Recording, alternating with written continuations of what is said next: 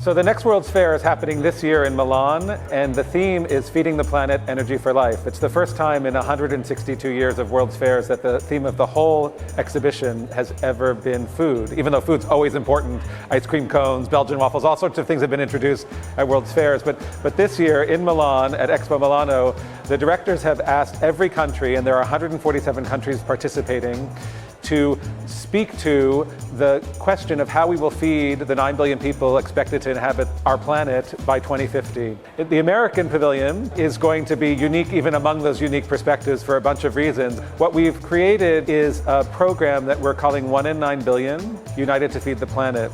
And the idea is that each of us will be one of those 9 billion people, literally or figuratively, and that the decisions that we make today about how we feed ourselves will have an impact on our global future.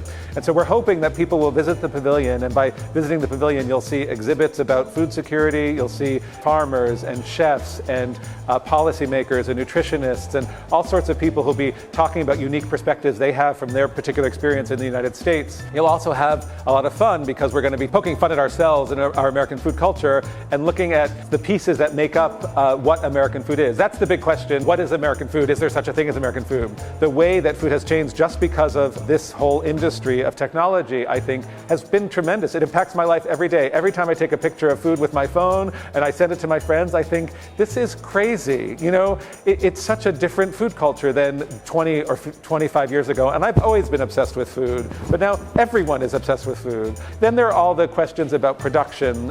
Climate change underlies almost everything we're talking about food, and as the climate changes, how we grow things, where we grow them is going to have to change. And so I think that there's a conversation there, well, there's an imperative there for innovation to find a way to work. Now, what way that is, whether it's going to be using less water or moving water or lessening the carbon footprint of transportation of food or improving logistics, or even there's so much work happening in data with satellite imagery. I think there's a tremendous opportunity there because everyone benefits from that sort of technology, and it doesn't require investment on the consumer level. In fact, some of that sort of production technology will minimize what food costs and good and wholesome food costs. I just think we don't even know where technology is going to be, but it's certainly, I mean, the American Food 2.0 really does mean that technology is going to be there, and we have to figure out how we want it to play a part.